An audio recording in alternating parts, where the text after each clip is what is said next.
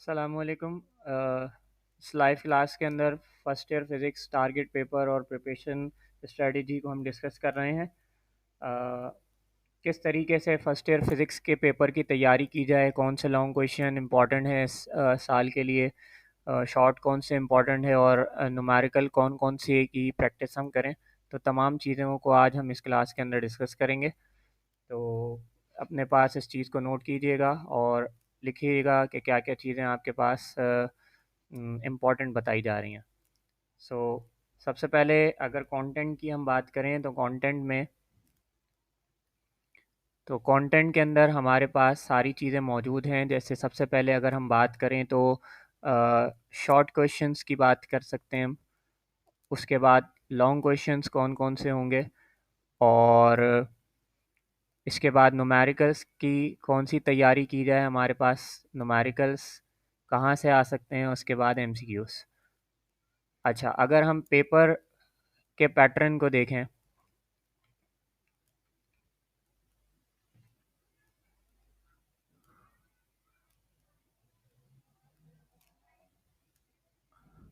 अगर हम पेपर के पैटर्न को देखें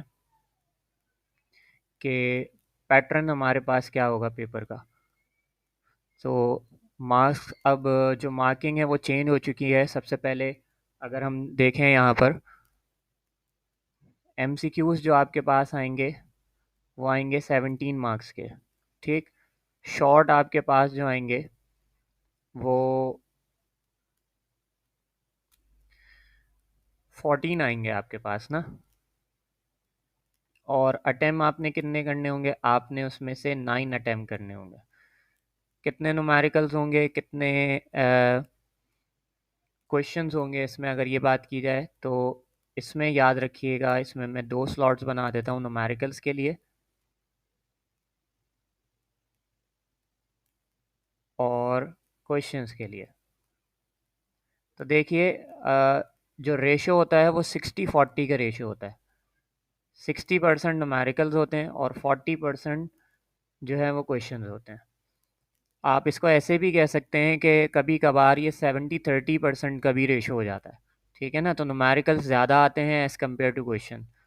ठीक। तो न्यूमेरिकल तो हमने ज़्यादा से ज़्यादा इसकी तैयारी करनी पड़ेगी। अगर शॉर्ट की मैं बात करूं तो 9 क्वेश्चन आपने अगर अटैम्प्ट करने हैं तो इसमें से हार्डली आपको 5 न्यूमेरिकल तो अटैम्प्ट करने ही पड़ेंगे।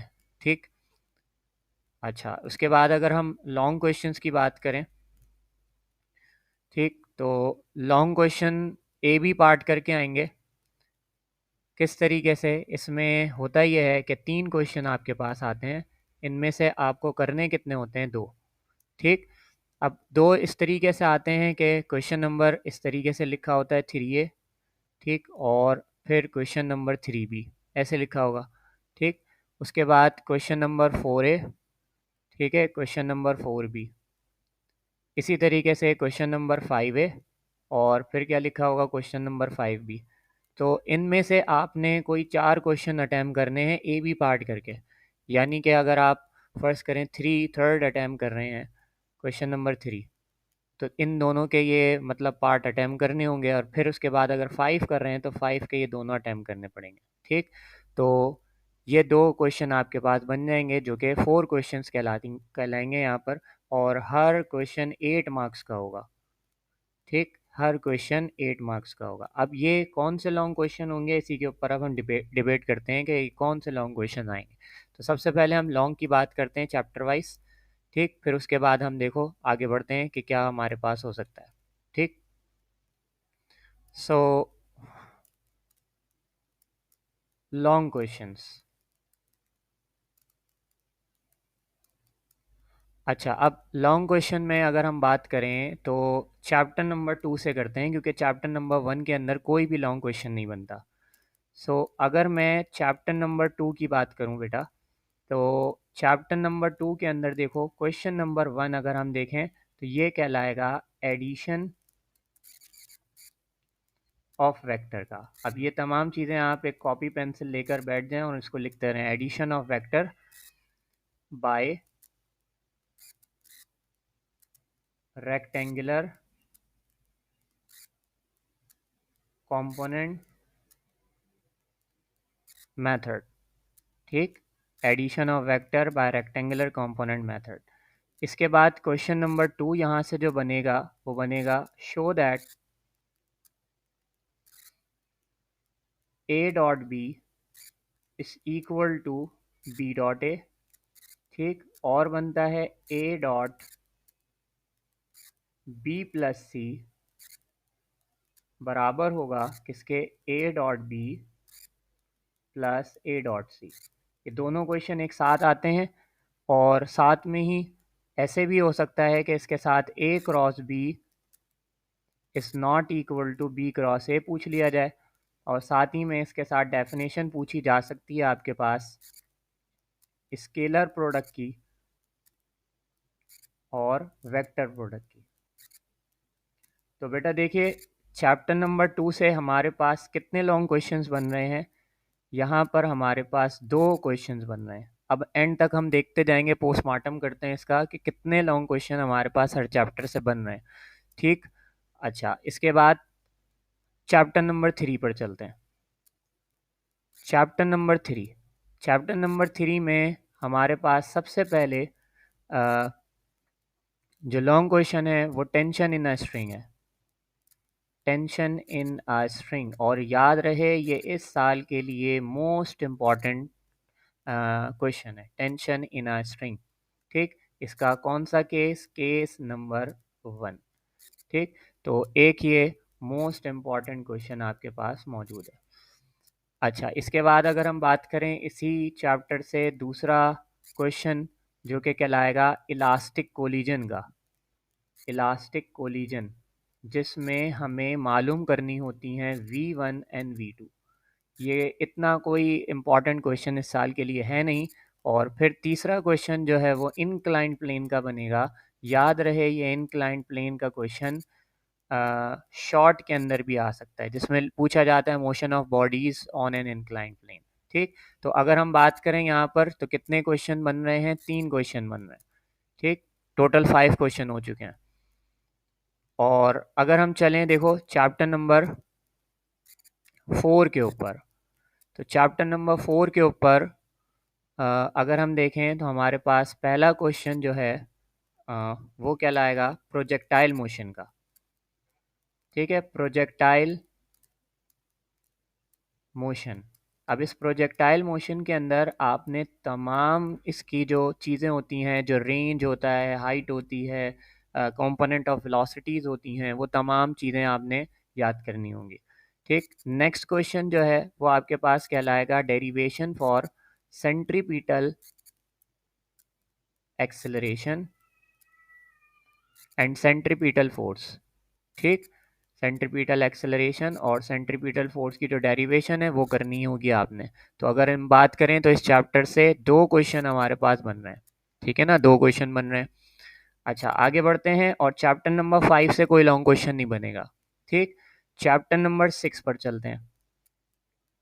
चैप्टर नंबर 6 की अगर बात करी जाए तो यहाँ से अगर हम देखें तो सिर्फ एक ही क्वेश्चन बनेगा, वो बनेगा वेरिएशन ऑफ जी, ठीक है ना।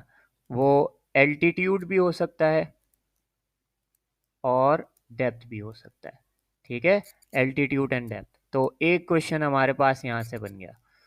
अच्छा, इसके बाद अगर चैप्टर 7 की बात करें तो चैप्टर 7 से भी हमारे पास कोई क्वेश्चन लॉन्ग नहीं बनेगा, ठीक है ना, चैप्टर 7 से कोई लॉन्ग क्वेश्चन नहीं बनेगा। सो आगे बढ़ते हैं और देखते हैं चैप्टर नंबर 8। अच्छा जी, तो चैप्टर नंबर 8 की बात करें तो सबसे पहले इसके अंदर यूनिफॉर्म सर्कुलर मोशन आपने साबित करना होता है कि ये क्या है, सिंपल हार्मोनिक मोशन। पहला क्वेश्चन ये हो गया। दूसरा क्वेश्चन की बात करें कि motion of pendulum is simple harmonic motion, दूसरा क्वेश्चन ये हो गया, ठीक।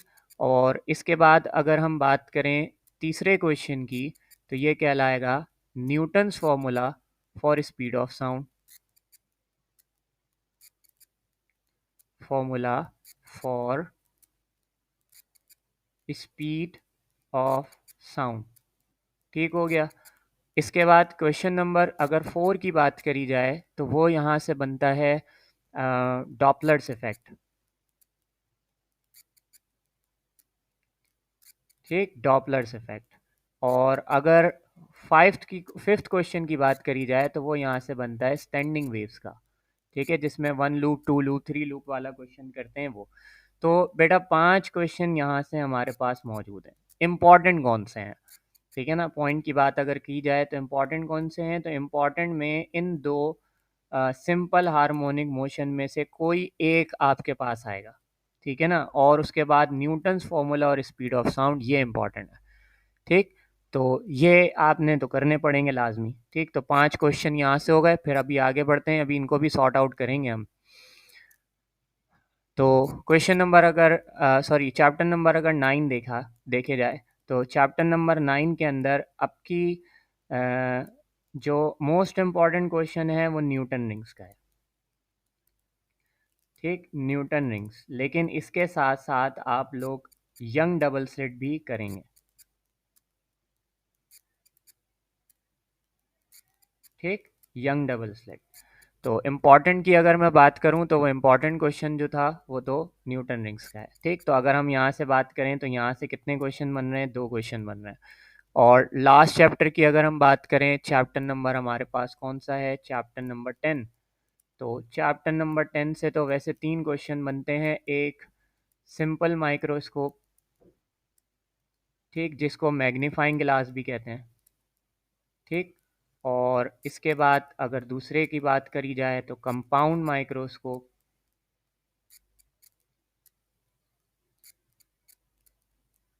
ठीक, और अगर हम बात करें तीसरे की तो वो कहलाएगा टेलीस्कोप। तो इस साल के लिए जो इम्पोर्टेंट मोस्ट इम्पॉर्टेंट है वो कंपाउंड माइक्रोस्कोप है और सिंपल माइक्रोस्कोप। तो ये दोनों इम्पॉर्टेंट हैं, इनमें से कोई भी आ सकता है, लेकिन अगर बात करी जाए तो इसमें टोटल क्वेश्चन कितने हैं? 3 हैं। तो अब देखिए ज़रा, हम यहाँ पर बात करते हैं स्टार्टिंग से। चैप्टर नंबर 2 में 2 सवाल, चैप्टर 3 में 3, चैप्टर 4 में 2 क्वेश्चन, चैप्टर 6 में 1, चैप्टर 8 में 5, चैप्टर 9 में 2 और चैप्टर 3 में चैप्टर 10 में 3 क्वेश्चन। आपने सबसे पहले कौन सा क्वेश्चन करना है? ठीक है ना, सबसे पहले कौन सा क्वेश्चन आपने करना है? चैप्टर नंबर 2 के अंदर आपने सबसे पहले, अब ऑर्डर को आप लिखिए। ठीक है ना, ऑर्डर को कैसे लिखेंगे? कहीं पे भी लिखना लिखना शुरू कीजिए। सबसे पहले चैप्टर नंबर 2 के क्वेश्चंस की तैयारी करेंगे आप। ठीक है ना, सबसे पहले चैप्टर नंबर 2, चैप्टर नंबर 2 के ये दोनों क्वेश्चन करेंगे आप। ठीक है ना, लाजमी है। अच्छा, इसके बाद आप आ जाएंगे चैप्टर नंबर 4 के ऊपर, क्योंकि इसमें भी 2 क्वेश्चन है। ठीक, हम वो चैप्टर पहले ले रहे हैं जिनमें से 2 क्वेश्चन हमारे पास हैं। ठीक, फिर उसके बाद आप किस चैप्टर की बात करेंगे? चैप्टर नंबर 6 की। ठीक, तो चैप्टर नंबर 2 के बाद चैप्टर नंबर 4 है, फिर उसके बाद चैप्टर नंबर 6 है, फिर इसके बाद आप चैप्टर नंबर 9 की बारी आएगी। तो चैप्टर नंबर 9, यहाँ पर आ गया चैप्टर नंबर 9। ठीक, अच्छा, अब देखो आपके पास कितने क्वेश्चन आ रहे हैं? 6 क्वेश्चन आ रहे हैं ना, 4 करने हैं, तो 4 चैप्टर तो ये होगा, इनमें से तो लाजमी आ सकते हैं। ठीक, लेकिन अब ये बात रही कि वो 6 क्वेश्चन में से अगर ए बी पार्ट हमारे पास ना हो पाए तो क्या करेंगे हम? ठीक, तो अब देखो, अब दूसरे चैप्टर जो है फिर हमने उसकी तैयारी करनी होगी, यानी चैप्टर नंबर 3 की तैयारी करेंगे। चैप्टर 3 के अंदर मैं आपको बोलूँगा कि इसको शॉर्ट के लिए रहने दीजिए, बाकी केस 1 तो आप सबसे पहले कीजिए। ठीक है, इसके बाद चैप्टर नंबर 3 की तैयारी करेंगे। ठीक, चैप्टर 3 की, फिर उसके बाद चैप्टर 10 की, फिर उसके बाद चैप्टर 8 की। तो इस तरीके से आप अपने लॉन्ग क्वेश्चंस की तैयारी कीजिए। डे बाय डे आप कर सकते हैं, चैप्टर 2, 4, 6, 9, 3, 10 एंड 8। तो ये मैंने आपको गाइड कर दिया है कि आप कौन से क्वेश्चन की तैयारी पहले करें और कौन कौन से क्वेश्चन इस साल के लिए इम्पोर्टेंट हैं। अगर देखा जाए तो ये काफ़ी सारे क्वेश्चन बन रहे हैं। 5 ये बन जाएंगे, 7, 8, 8 और 5 13 हो जाएंगे, 15 और ये 18 क्वेश्चंस बन जाएंगे। ठीक, लेकिन ये ऐसे क्वेश्चंस हैं जो कि आने ही आने हैं आपके पास, किसी भी तरीके से यही क्वेश्चन आएंगे। ठीक, अच्छा, अब अगर हम शॉर्ट की बात करें तो शॉर्ट क्वेश्चंस की तैयारी भी हमारे पास आसान है। तो शॉर्ट की अगर हम बात करें तो शॉर्ट क्वेश्चन के अंदर सबसे पहले देखिए चैप्टर नंबर 1 की डायमेंशंस हैं, ठीक है ना। सॉल्व दी डायमेंशंस, ठीक, एक क्वेश्चन चैप्टर नंबर 1 से हो गया।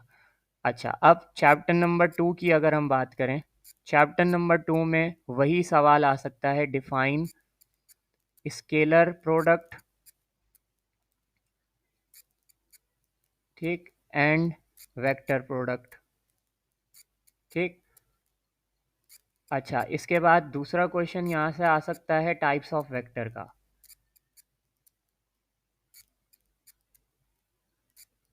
ठीक। तो ये दो क्वेश्चन यहाँ से बन रहे हैं। अच्छा, उसके बाद अगर चैप्टर नंबर 3 की बात की जाए तो चैप्टर नंबर 3 के अंदर law of conservation of linear momentum है, और साथ ही साथ इसके अंदर जो क्वेश्चन है वो है इंक्लाइन प्लेन, ठीक। तो यहाँ से भी कितने क्वेश्चन बन रहे हैं, दो क्वेश्चन बन रहे हैं। न्यूमेरिकल्स हैं इन चैप्टर से, तभी इसमें बहुत कम कम शॉर्ट क्वेश्चंस बनते हैं। चैप्टर नंबर अगर 4 की बात की जाए तो चैप्टर नंबर 4 के अंदर केसेस आ सकते हैं कि किस हाइट और रेंज की पे एंगल आपके पास, मतलब कौन सा ऐसा एंगल होगा जिस पे हाइट और रेंज बराबर होगी, ऐसे करके क्वेश्चन आ सकते हैं। बाकी यहाँ से क्वेश्चन जो बनता है, define linear velocity and angular angular velocity and angular acceleration, ये सवाल इंपॉर्टेंट है। Define angular velocity and angular acceleration, ठीक है ना। ये इधर से आपके पास एक क्वेश्चन बन सकता है। इसके साथ साथ एक चीज़ और पूछी जाती है आपसे, वो क्या होती है, इसी के साथ आएगी, अलग से क्वेश्चन नहीं है। शो दैट v बराबर होता है आर ओमेगा के एंड a बराबर होता है आर अल्फा के, ठीक। ये क्वेश्चन यहाँ पे पूछा जा सकता है। क्वेश्चन सॉरी, यहाँ पर दो नहीं बन रहे हैं, एक क्वेश्चन बन रहा है, ठीक, एक क्वेश्चन बन रहा है। अच्छा, क्वेश्चन नंबर अगर चैप्टर नंबर 5 की बात करें तो यहाँ से सिर्फ एक क्वेश्चन, बल्कि एक क्वेश्चन नहीं, दो क्वेश्चन बन सकते हैं। एक types of equilibrium and condition of equilibrium, ठीक है। अच्छा, याद रहे यहाँ से ये क्वेश्चन लाजमी आएंगे, अगर ये दोनों मैं लिख रहा हूँ ना, इनमें से कोई एक लाजमी आएगा। और law of conservation of angular momentum, ठीक। तो यहाँ से कितने क्वेश्चन हो गए, दो क्वेश्चन हो गए। अच्छा, उसके बाद अगर हम चैप्टर नंबर 6 की बात करें तो चैप्टर नंबर 6 के अंदर वेटलेसनेस का क्वेश्चन इंपॉर्टेंट है,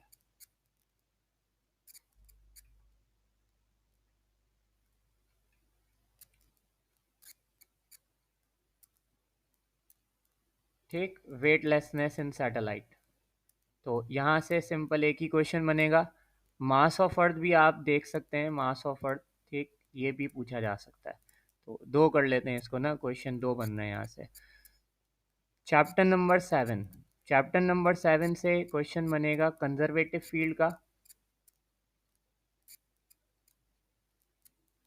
और नेक्स्ट क्वेश्चन जो बनेगा वो बनेगा वर्क एनर्जी इक्वेशन। याद रहे, ये इंपॉर्टेंट है,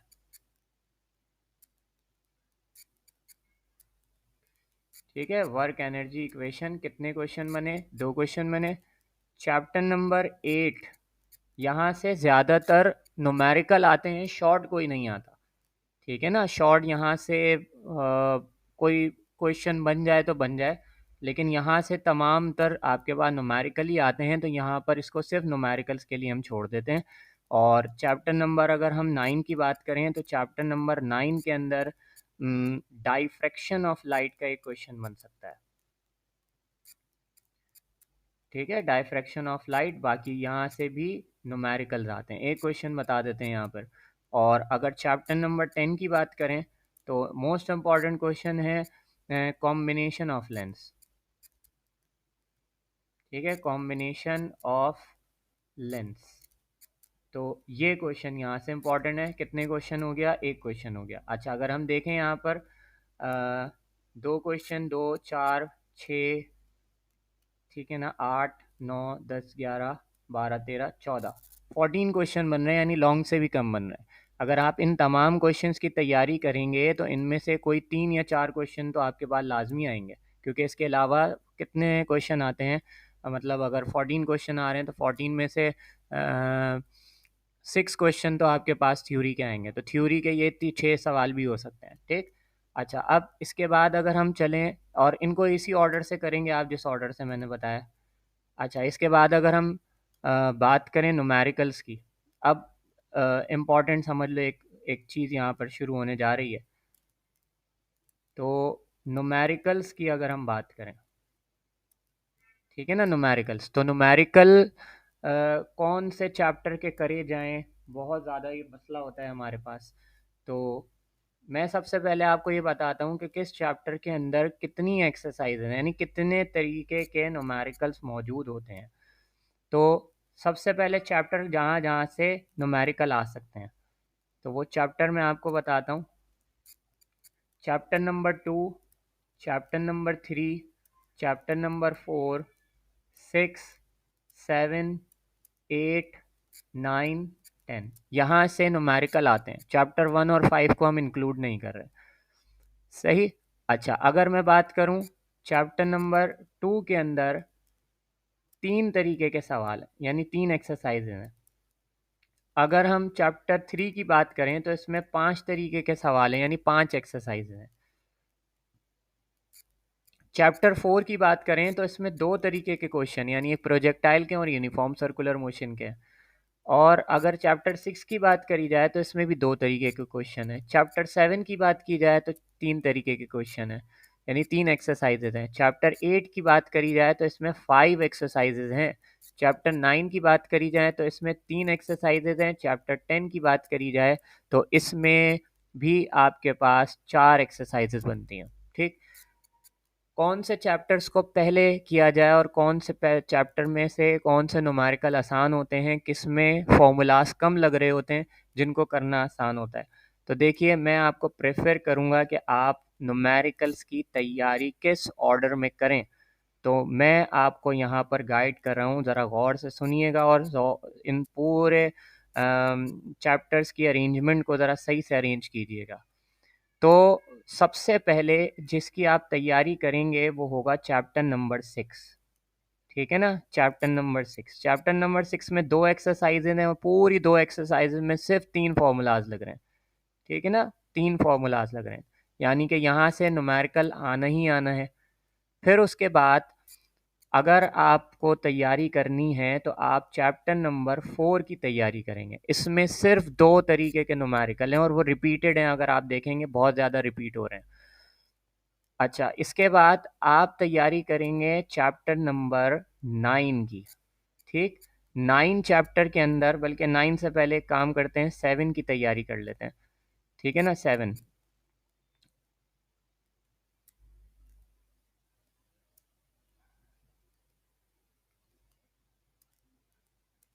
ठीक, 7 के अंदर 3 एक्सरसाइजेज हैं और तीनों के बहुत ही आसान न्यूमेरिकल हैं और रिपीटेड हो रहे हैं।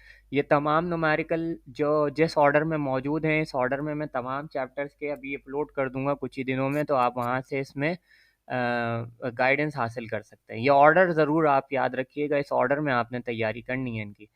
अच्छा, इसके बाद जो चैप्टर नंबर 9 है उसको आप करेंगे। ठीक। फिर उसके बाद चैप्टर नंबर 10 करेंगे। ठीक। फिर उसके बाद चैप्टर नंबर 2 करेंगे, फिर चैप्टर 8 करेंगे और फिर चैप्टर 3 करेंगे। यानी चैप्टर 3 को हमने सबसे एंड में डाला हुआ है क्योंकि इसके न्यूमेरिकल काफ़ी मुश्किल होते हैं। ठीक, तो चैप्टर 8 में भी आपके पास न्यूमेरिकल बहुत सारे हैं लेकिन आसान है। ठीक, न्यूमेरिकल बहुत आसान है, इसके रिपीट हो रहे हैं बहुत ज़्यादा। तो ये, तो इसमें अगर हम बात करें चैप्टर नंबर 6 की, 2 एक्सरसाइजेज हैं इसके अंदर, बहुत ही कम एमसी वो फॉर्मूलाज हैं। चैप्टर 4 में भी कम फॉर्मूलाज हैं, 7 में कम फॉर्मूलाज हैं, 9 चैप्टर में 3 एक्सरसाइज आप देख रहे हो, तो तीनों एक्सरसाइज के दो दो फॉर्मूलाज हैं, ब्राइट के और डार्क के, ब्राइट के और डार्क के। लास्ट वाली में तो सिर्फ लास्ट वाली में भी दो एम सी न्यूमेरिकल सॉरी फॉर्मूले लगेंगे। तो ये चैप्टर जो है वो बहुत ज़्यादा इफेक्टिव होते हैं बच्चों की तैयारी के लिए। उसके बाद चैप्टर नंबर 10 में अगर बात करें ना, तो चैप्टर नंबर 10 में भी गिनती के पूरे चैप्टर के अंदर अगर मैं बहुत ज़्यादा मैक्सिमम बताऊं तो आपके पास 5 या 7 फॉर्मूले लग रहे होंगे। तो ये शुरू के जो चैप्टर हैं इनकी तैयारी अगर आप करेंगे तो 5 न्यूमेरिकल्स की तो आपकी भरपूर तैयारी हो जाएगी। ठीक है ना, 5 न्यूमेरिकल समझ लो यहाँ से आ रहे हैं। और बाकी फिर ये दो, क्योंकि ये बच्चों के लिए थोड़े से हडल क्रिएट करते हैं, तो इनको आप बाद में रखिएगा, इनकी बाद में तैयारी कीजिएगा। ठीक, अच्छा, इसके बाद अगर हम एमसीक्यूज़ की बात करें, देखो एमसीक्यूज़, तो एमसीक्यूज़ मैंने तमाम सॉल्व करके पास पेपर के डाल चुका हूँ। तो पास पेपर के जितने भी आपके पास एमसीक्यूज़ आ रहे हैं, बस आपने उनको सॉल्व करना है, इंशाल्लाह आपका पेपर बहुत अच्छे तरीके से निकल जाएगा। तो मैंने अरेंजमेंट बताई है न्यूमेरिकल्स की कि क्या अरेंजमेंट होनी चाहिए।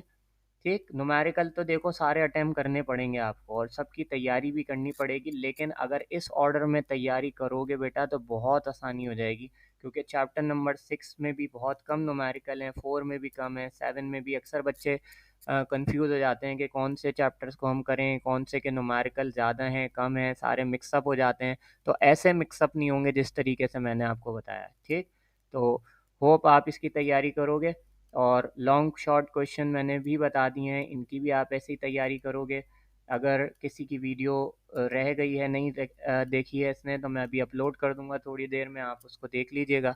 ठीक, और आगे शेयर कीजिएगा अपने फ्रेंड्स के अंदर, इसको एक जगह पर नोट कर लीजिएगा अच्छी तरीके से, ताकि आपको ये सही से समझ में आ जाए। कोई भी चीज़ हो तो वो आप मुझसे इंडिविजुअल पूछ सकते हैं। ठीक, क्लास को यहीं पर एंड करते हैं। जज़ाकल्लाह।